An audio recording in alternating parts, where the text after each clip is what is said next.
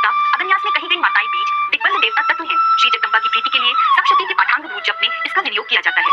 चंडिका देवी को नमस्कार है। श्री मार्कंडेय जी कहते हैं, पितामह, जो इस संसार में परम गोपनीय तथा मनुष्यों की सब प्रकार से रक्षा करने वाला है और जो अब तक आपने दूसरे किसी के लिए सम्मुख प्रकट न किया हो, ऐसा कोई साधन मुझे बतलाइए।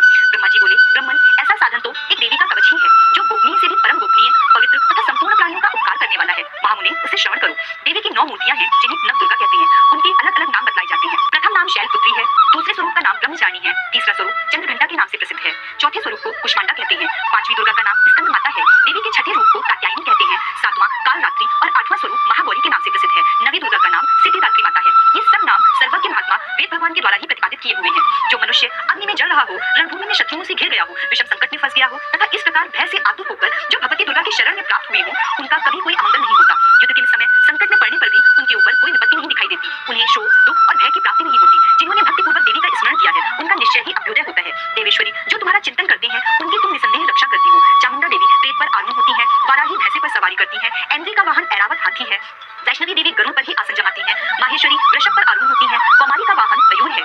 भगवान विष्णु की प्रियतमा लक्ष्मी देवी कमल के आसन पर विराजमान है और हाथों में कमल धारण किए हुए हैं। वृषभ पर आरूढ़ ईश्वरी देवी ने श्वेत रूप धारण कर रखा है। ब्राह्मी देवी हंस पर बैठी हुई है और सब प्रकार के आभूषणों से विभूषित है। इस प्रकार ये सभी माताएं सब प्रकार की योग शक्तियों से संपन्न है। इनके सिवा और भी बहुत सी देवियां हैं, जो अनेक प्रकार के आभूषणों की शोभा से युक्त तथा नाना प्रकार के रत्नों से सुशोभित है। ये संपूर्ण देवियां क्रोध में भरी हुई है और भक्तों की रक्षा के लिए रथ पर बैठी दिखाई देती है। ये शंख, चक्र, गदा, शक्ति, हल और मुसल, खेतर और तोमर, परशु तथा पाश, कुंद और त्रिशूल एवं उत्तम शांगधनुष आदि अस्त्र शस्त्र अपने हाथों में धारण करती हैं। दैत्यों के शरीर का नाश करना, भक्तों को अभय दान देना और देवताओं का कल्याण करना, यही उनके शस्त्र धारण करने का उद्देश्य है। कवच का आरंभ करने से पहले इस प्रार्थना को करना चाहिए। महान रौद्र रूप, अत्यंत घोर पराक्रम, उत्साह वाली देवी, तुम महान भय का नाश करने वाली हो, तुम्हें नमस्कार है। तुम्हारी ओर देखना भी कठिन है। शत्रुओं का भय बढ़ाने वाली जगदम्बिके, मेरी रक्षा करो। पूर्व दिशा में ऐन्द्री, मेरी रक्षा करो। अग्निकोण में अग्निशक्ति, दक्षिण दिशा में वाराही तथा नैऋत्य कोण में खड़गधारी, मेरी रक्षा करो। पश्चिम दिशा में वारुणी और वायव्य कोण में मृग पर सवारी करने वाली देवी, मेरी रक्षा करे। उत्तर दिशा में कौमारी और ईशान कोण में शूलधारिणी देवी, मेरी रक्षा करे। ब्रह्माणी, तुम ऊपर की ओर से मेरी रक्षा करो और वैष्णवी देवी नीचे की ओर से मेरी रक्षा करो। इस प्रकार शव को अपना वाहन बनाने वाली चामुंडा देवी दसों दिशाओं में मेरी रक्षा करे। जया आगे की ओर से और विजया पीछे की ओर से मेरी रक्षा करे। वाम भाग में अजिता और दक्षिण भाग में अपराजिता मेरी रक्षा करे। उद्योतिनी शिखा की रक्षा करे। उमा मेरे मस्तक पर विराजमान होकर रक्षा करे। ललाट में मालाधारी रक्षा करे और यशस्विनी देवी मेरी भौहों का संरक्षण करे। भौहों के मध्य भाग में त्रिनेत्रा और नथुनों की यमघंटा देवी रक्षा करे। दोनों नेत्रों के मध्य भाग में शंखिनी और कानों में द्वारवासिनी रक्षा करे। कालिका देवी कपोलों की तथा भगवती शांकरी कानों के मूल भाग की रक्षा करे। नासिका में सुगंधा और ऊपर के होठ में चंचिका देवी रक्षा करे। नीचे के होठ में अमृतकला तथा जिह्वा में सरस्वती देवी मेरी रक्षा करे। कौमारी दांतों की और चंडिका कंठ प्रदेश की रक्षा करे। चंद्रघंटा घाटी की और महामाया तालू में रहकर रक्षा करे। कामाक्षी ठोड़ी की और सर्वमंगला मेरी वाणी की रक्षा करे। भद्रकाली ग्रीवा में और धनुर्धरी पृष्ठवंश में रहकर मेरी रक्षा करे। कंठ के बाहरी भाग में नील ग्रीवा और कंठ की नली में नल कुबरी रक्षा करे। दोनों कंधों में खड़गनी और मेरी दोनों भुजाओं की वज्रधारणी रक्षा करे। दोनों हाथों में दंडिनी और अंगुलियों में अंबिका रक्षा करे। सूलेश्वरी नखों की रक्षा करे। कुलेश्वरी कुक्षी में रहकर रक्षा करे। महादेवी दोनों स्तनों की और शोक विनाशिनी देवी मन की रक्षा करे। ललिता देवी हृदय में और शूलधारणी उदर में रहकर रक्षा करे। नाभि में कामिनी और गुहे भाग में गुहेश्वरी रक्षा करे। पूतना और कामिका लिंग की और महेशवाहिनी गुदा की रक्षा करे। भगवती कटिभाग में और विंध्यवासिनी घुटनों की रक्षा करे। संपूर्ण कामनाओं को देने वाली महाबला देवी दोनों पिंडलियों की रक्षा करे।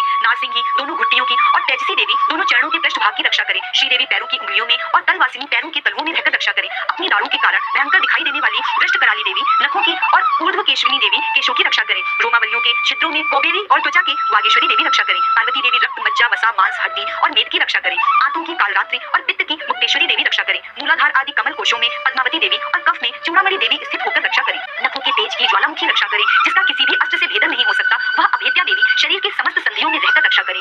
ब्रह्मणी, आप मेरे वीर की रक्षा करें। छत्रेश्वरी छत्र छाया की तथा धर्मधारिणी देवी मेरे अहंकार, मन और बुद्धि की रक्षा करें। हाथों में वज्र धारण करने वाली वज्रहस्ता देवी मेरे प्राण, अपान, व्यान, उद और समान वायु की रक्षा करें। कल्याण से शोभित होने वाली भगवती कल्याण शोभना मेरे प्राण की रक्षा करें। रस, रूप, गंध, शब्द और स्पर्श इन विषयों का अनुभव करते समय योगिनी देवी मेरी रक्षा करें तथा सत्वगुण, रजोगुण और तमोगुण की रक्षा सदा नारायणी देवी करें। वाराही आयु की रक्षा करें। वैष्णवी देवी धन की रक्षा करें तथा चक्रिणी चक्र धारण करने वाली देवी यश, कीर्ति, लक्ष्मी, धन तथा विद्या की रक्षा करें। इंद्राणी, आप मेरे गोत्र की रक्षा करें। चंडिके, तुम मेरे पशुओं की रक्षा करो। महालक्ष्मी, पुत्रों की रक्षा करें और भैरवी, पत्नी की रक्षा करो। मेरे पथ की, सुपथा तथा मार्ग की छेम करी रक्षा करें। राजा के दरबार में महालक्ष्मी रक्षा करें तथा सब और व्याप्त रहने वाली विजया देवी संपूर्ण भयों से मेरी रक्षा करें। देवी, जो स्थान कवच में नहीं कहा गया है, अतएव रक्षा से रहित है, वह सब तुम्हारे द्वारा सुरक्षित हो, क्योंकि तुम विजयशालिनी और पापनाशनी हो। यदि अपने शरीर का भला चाहते हो तो मनुष्य बिना कवच के कहीं एक पग भी ना जाए। कवच का पाठ करके ही यात्रा करे। कवच के द्वारा सब ओर से सुरक्षित मनुष्य जहाँ भी जाता है, वहाँ उसे धन लाभ होता है तथा संपूर्ण कामनाओं की सिद्धि करने वाली विजय की प्राप्ति होती है। वह जिस जिस अभीष्ट वस्तु का चिंतन करता है, उसको निश्चय ही प्राप्त कर लेता है। वह पुरुष इस पृथ्वी पर तुलना रहित महान ऐश्वर्य का भागी हो जाता है।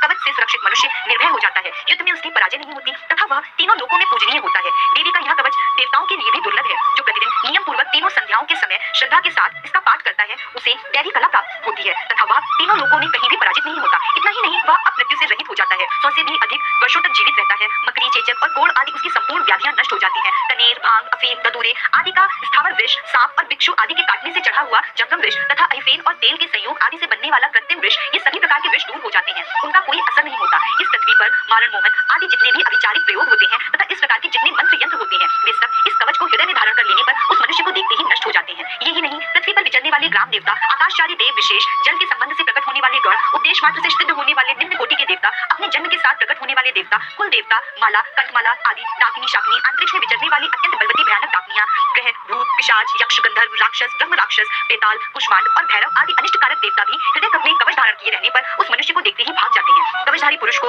राजा से सम्मान वृद्धि प्राप्त होती है। यह कवच मनुष्य के तेज की वृद्धि करने वाला और उत्तम है। कवच का पाठ करने वाला पुरुष अपनी कीर्ति से विभूषित भूतल पर अपने सुयश के साथ साथ वृद्धि को प्राप्त होता है। जो पहले कवच का पाठ करके उसके बाद सप्तशती चंडी का पाठ करता है, उसकी जब तक वन, पर्वत और काननों सहित यह पृथ्वी टिकी रहती है, तब तक यहाँ पुत्र, पौत्र आदि संतान परंपरा बनी रहती है। फिर देह का अंत होने पर वह पुरुष भगवती महामाया के प्रसाद से उस नियत परम पद को प्राप्त होता है, जो देवताओं के लिए भी दुर्लभ है। वह सुंदर दिव्य रूप धारण करता है और कल्याण में शिव के साथ आनंद का भागी होता है। यहाँ पर माता का देवी कवच संपूर्ण होता है। अगला स्त्रोत मार्कंडेय जी कहते हैं, जयंती, मंगला, काली, भद्रकाली, कपालिनी, दुर्गा, क्षमा, शिवा, धात्री, स्वाहा और स्वधा इन नामों से प्रसिद्ध जगदम्बिके तुम्हें मेरा नमस्कार हो। देवी चामुंडे तुम्हारी जय हो। संपूर्ण प्राणियों की पीड़ा तुम हरने वाली देवी हो, तुम्हारी जय हो। सब में व्याप्त रहने वाली देवी तुम्हारी जय हो। कालरात्रि तुम्हें नमस्कार हो। मधु और कैटक को मारने वाली तथा ब्रह्मा जी को